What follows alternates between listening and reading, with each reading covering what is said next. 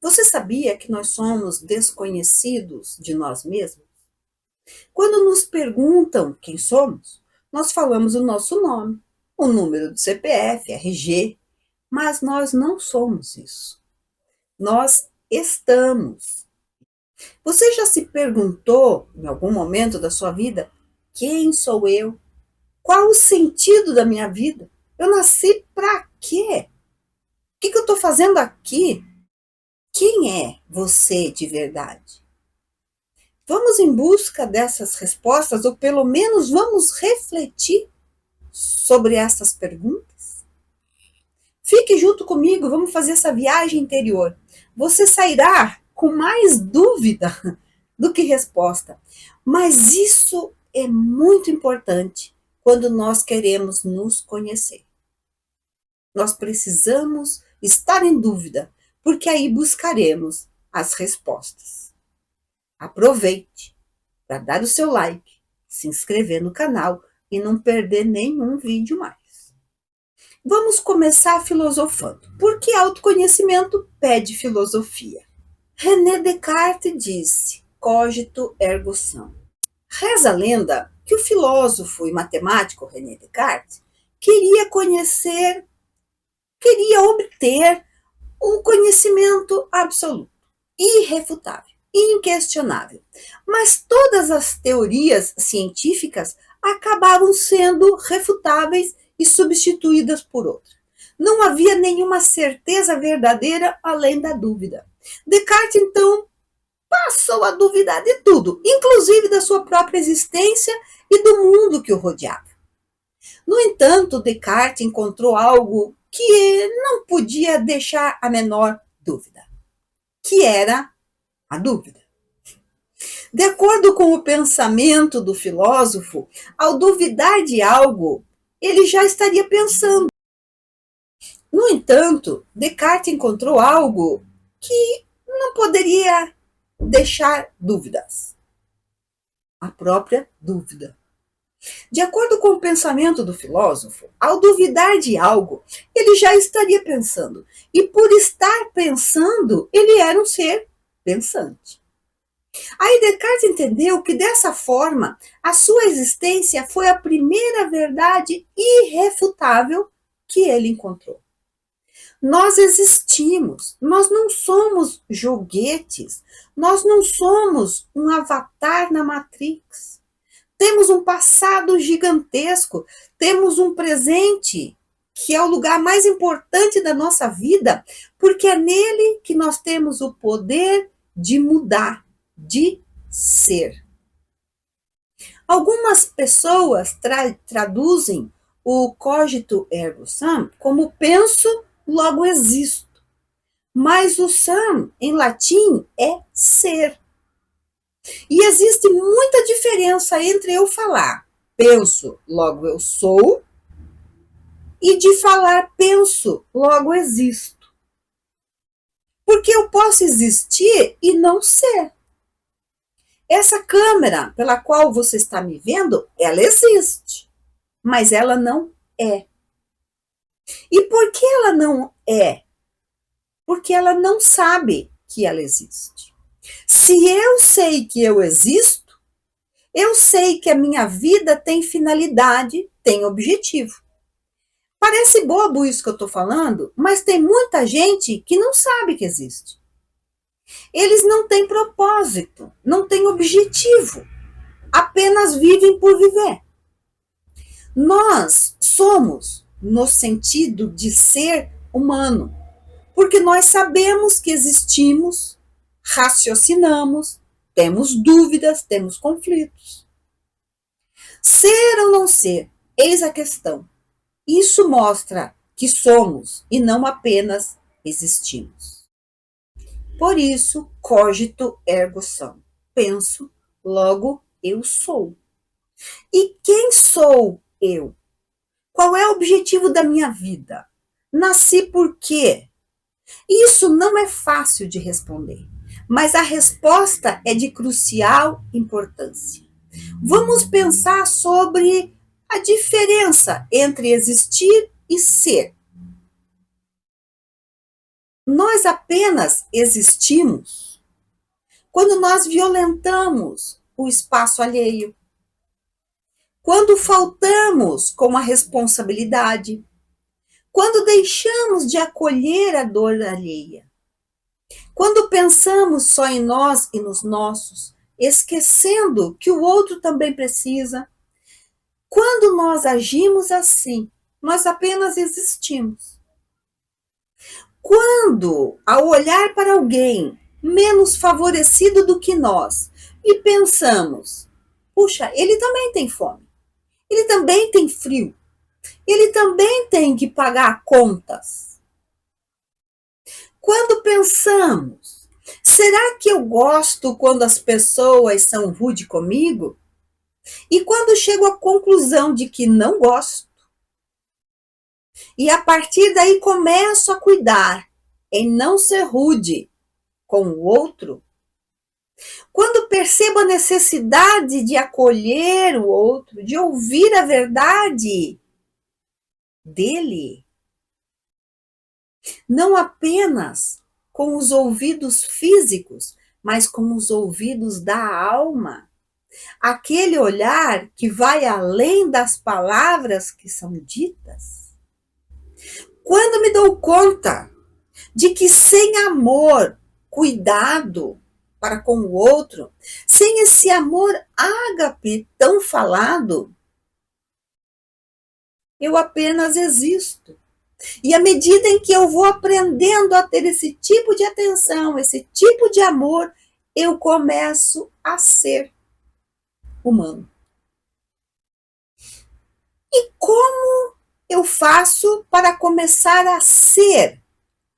Como eu faço a minha vida ter sentido, ter propósito? Como? Você já fez esse tipo de pergunta para você? Você já chegou a alguma resposta? Coloca nos comentários. Você está se identificando com o que eu estou falando ou será que isso só eu que penso isso? Pode até ser, né? Porque sou uma pessoa esquisita. É verdade. Quer dizer, às vezes não. Às vezes eu pergunto aqui pro meu marido, nossa, você já pensou sobre isso? Ele olha para mim e diz, não. Então, às vezes só eu mesmo que penso.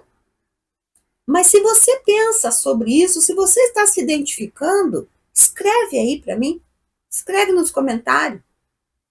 E já que você já vai escrever isso, aproveita e se inscreva no canal. Você viu que o meu canal tá tão pequenininho, né? Parece que só tá eu inscrito ali, nem os de casa ainda. Mas tô puxando todo mundo. Daqui a pouco tá todo mundo inscrito. Deixa o seu like, se inscreva no canal. Nietzsche, ele dizia que caminhar ajuda a encontrar ideias, a descobrir-se a si mesmo. Mas o importante mesmo é começar descobrindo o que você tem facilidade em fazer ou sentir. E isso não coloque barreira. Pode ser coisa boa, pode ser coisa ruim. Porque isso vai falar para você de você. E isso também pode parecer bobo, mas muitas vezes a gente não sabe de chofre do que a gente gosta, do que a gente não gosta. E tem coisas que a gente acha que gosta. Mas aí, nesses momentos de reflexão, nos damos conta que não gostamos tanto assim. Vamos começar refletindo pelas coisas ruins. Porque eu gosto já de tirar da frente aquilo que não presta e ficar só com aquilo que é bom. Eu vou dar exemplos bem bobinho, mas você vai pensar naquilo que faz sentido para você. O exemplo que eu vou dar é bem simples, mas é só para você entender o que eu estou falando. Você vai trazer para a sua realidade. Por exemplo, eu gosto de falar mal dos outros. Sou chegada numa fofoca. Não gosto, não consigo guardar segredo. Sou irresponsável quanto a horários, compromissos. Veja, é só exemplo. Se eu tenho esse tipo de sentimento, esse tipo de comportamento, já está me dando uma boa ideia das coisas que podem complicar a minha vida. Dependendo de como está a sua vida, você sabe que tem a ver com esses determinados vícios morais que você chegou à conclusão que você tem. Opa! Já descobrimos algumas coisas. Você refletiu, você chegou em algum ponto ali. Eu, por exemplo, quando era jovem, não gostava de perder no jogo. Se eu perdesse, a briga estava certa. Então, eu não jogava. Eu ficava servindo pipoca para o povo enquanto estava jogando no tabuleiro. É preciso se conhecer para poder mudar. Porque se eu não sei que eu não gosto de perder, a cada jogo eu perderia um amigo. E aí depois eu ia reclamar assim, meu Deus, que ninguém gosta de mim, nem tenho nenhum amigo.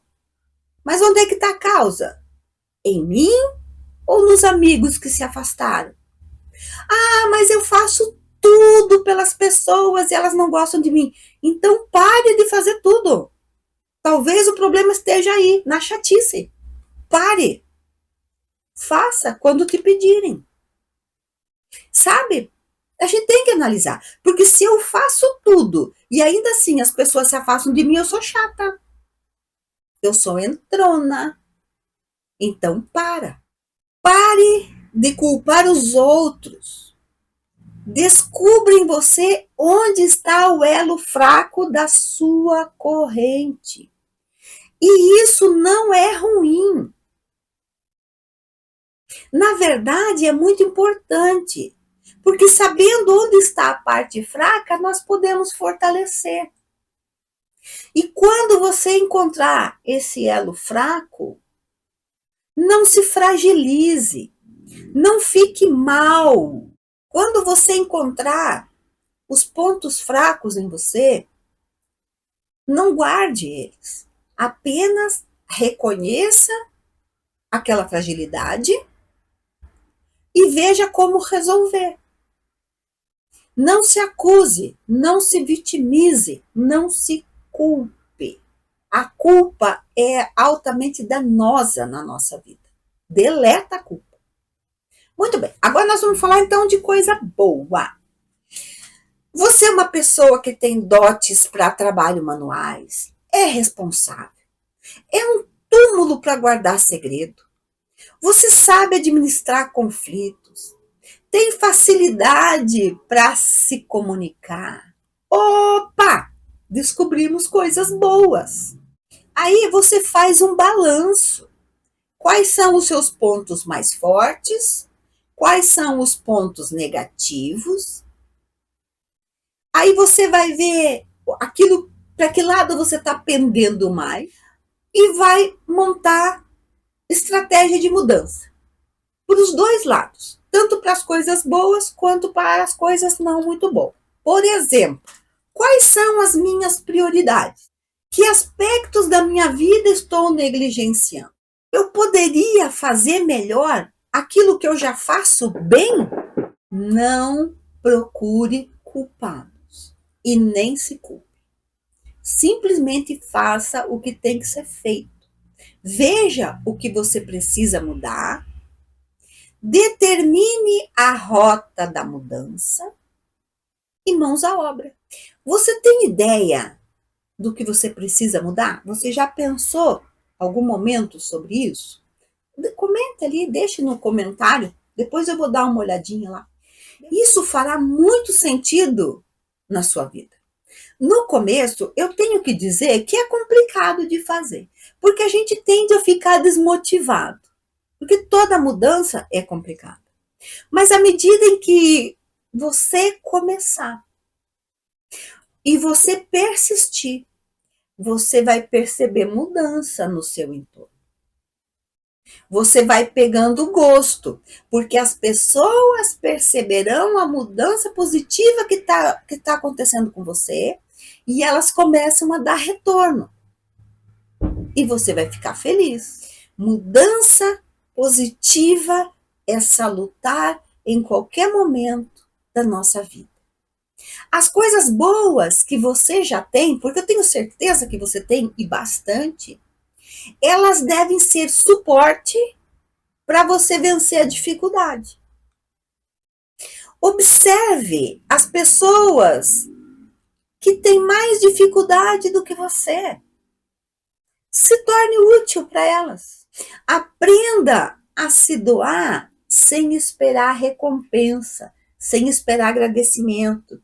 Porque tem muita gente que faz as coisas e aí depois elas ficam tão chateadas, elas dizem assim: nossa, nem para dizer muito obrigado. Veja, mas você fez a coisa para receber o muito obrigado? Se for por isso que você faz, a frustração vai ser grande, porque o povo está muito mal educado. Faça, porque aquilo faz bem para você. Se o outro agradecer, legal. Se o outro não agradecer, legal. Porque você fez para você, por você. Dê um novo sentido para a tua vida.